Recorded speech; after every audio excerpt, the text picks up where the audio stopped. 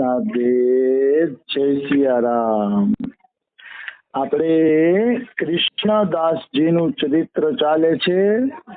કૃષ્ણદાસજી ગોવર્ધનમાં માનસી ગંગાના કિનારે ચકલેશ્વર મહાદેવની જગ્યા છે, ત્યાં એમણે ભજન કરેલું છે કૃષ્ણદાસજી.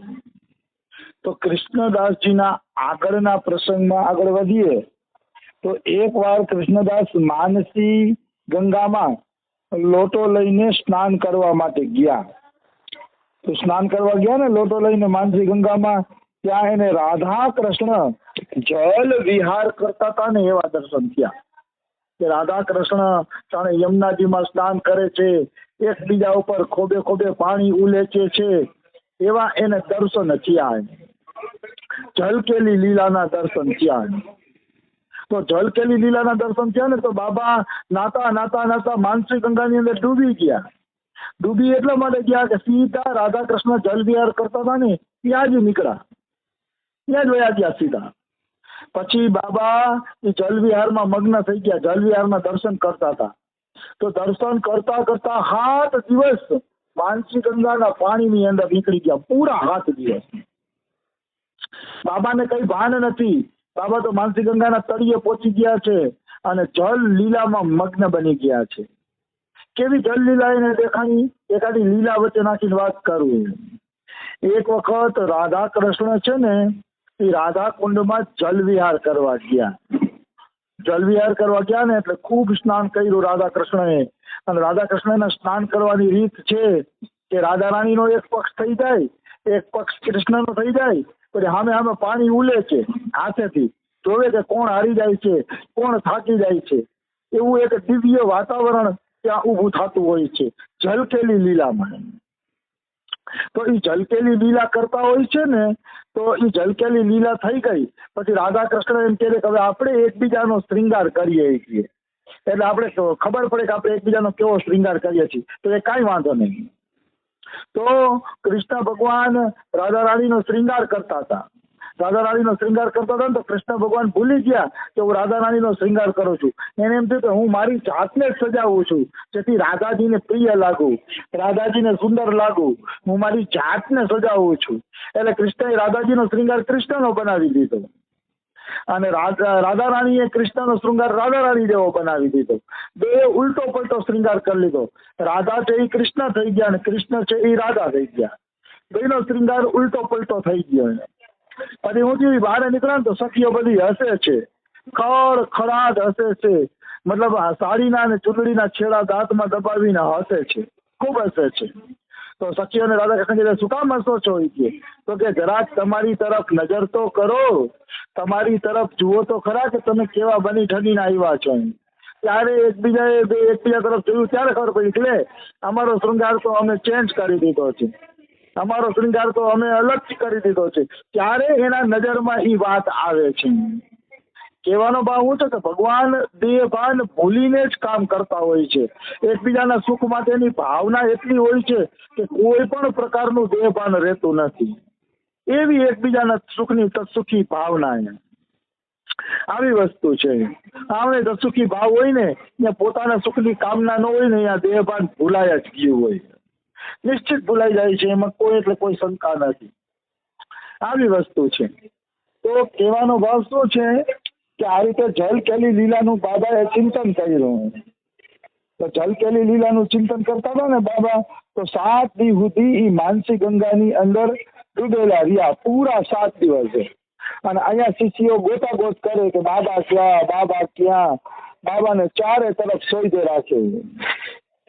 તો બાબાને ચારે તરફ ગોતતા હતા ને ક્યાંય બાબા મળે નહીં. 7 દિવસ થઈ ગયા.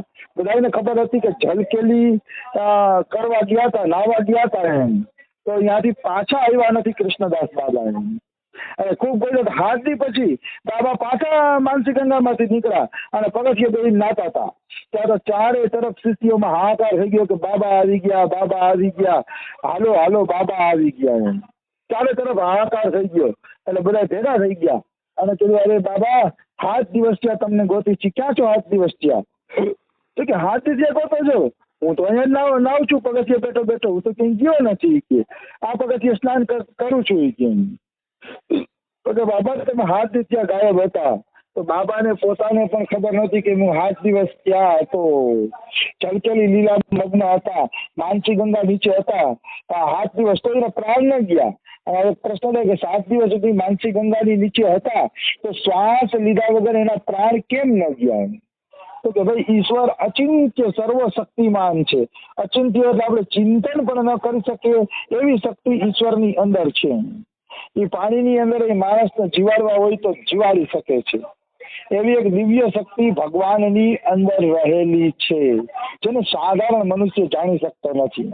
બિલકુલ નથી જાણી શકતો સાધારણ મનુષ્ય. દાખલા તરીકે હું એક બીજું ઉદાહરણ આપું એટલે ખબર પડે કે આ બધી વાતો સત્ય છે. બાબા તો 7 દિવસ પછી માનસી ગંગામાંથી નીકળ્યા અને પાછા કુટિયામાં જઈને ભજન કરવા માંડ્યા બાબા. તો આવી અનેક ચમત્કારિક ઘટનાઓ બ્રજની અંદર અને ભારત દેશના સંતોની અંદર બનતી હોય છે ને બનવી પણ જોઈએ. કારણ કે સંતો ચમત્કાર દેખાડે તો જ પાછલી જનતાને વિશ્વાસ આવે ને કે આ બધું સત્ય છે, કાંઈ અસત્ય નથી, ત્યારે વિશ્વાસ આવે છે. એમનો વિશ્વાસ નથી આવતો. તો એ કદી તમને કુબાજીની ઘટના કહું. એ કુબાજીની ઘટના કહીશ ને એટલે તમને ખ્યાલ આવી જશે.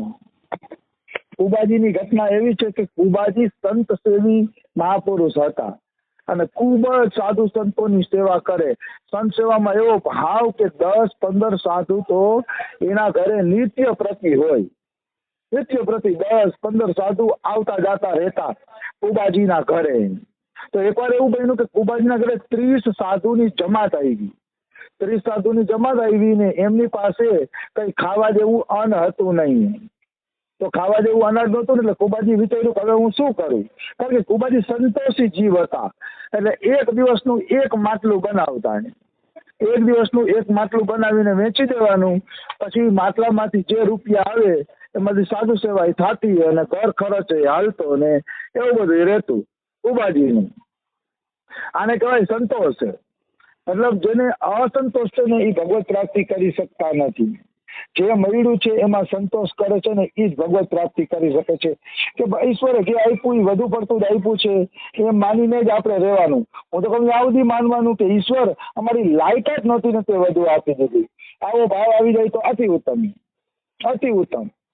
તો કુબાજી એક જ માટલું બનાવતા એટલે તેની 30 સાધુની જમાત આવી ગઈ એટલે પોતાની પાસે કઈ વ્યવસ્થા નહોતી. વ્યવસ્થા નહોતી ને એટલે બજારે ઉધાર માંગવા ગયા. ઉધાર માંગવા ગયા હતા. સંસાર એમ કઈ ઉધાર આપે? આ સંસાર કેવો સ્વાર્થી છે. એમ કોઈને કઈ ઉધાર પાછી આપતો નથી આ સંસાર.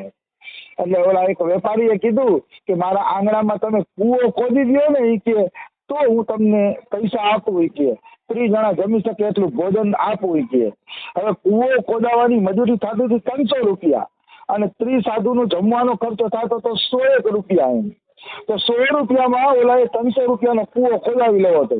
એને ખબર હતી કે કુબાજીને ગરજ છે એટલે કુબાજી કૂવો ખોદવાનું હા પાડી દેશે. પણ કુબાજી પણ એવા છે ને કે ભાઈ સંત સેવા થઈ જવી જોઈએ. ભલે વેપારી મને છેતરે તો ભલે છેતરે. એને ખબર હતી કે વેપારી છેતરે છે. 100 રૂપિયાનો સામાન આપીને 300 રૂપિયાનું કામ કરાવવા માંગે છે. પણ ધન્ય છે સંતોને. છેતરાવું પસંદ કરશે પણ આંગણેથી સાધુ ભૂખ્યા હૈલા જશે એ પસંદ નહીં કરે.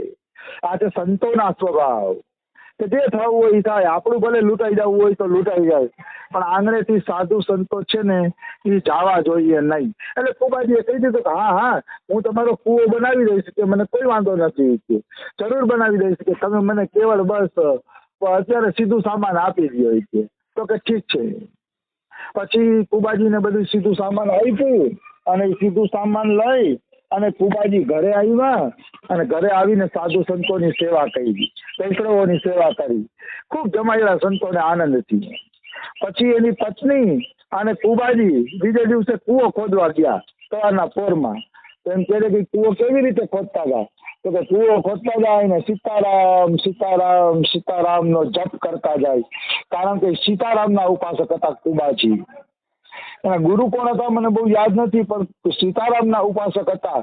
એટલે એની પત્નીને સાલિયા આપતા જાય અને સીતારામ સીતારામ બોલતા જાય અને કૂવો ખોદાતો જાય.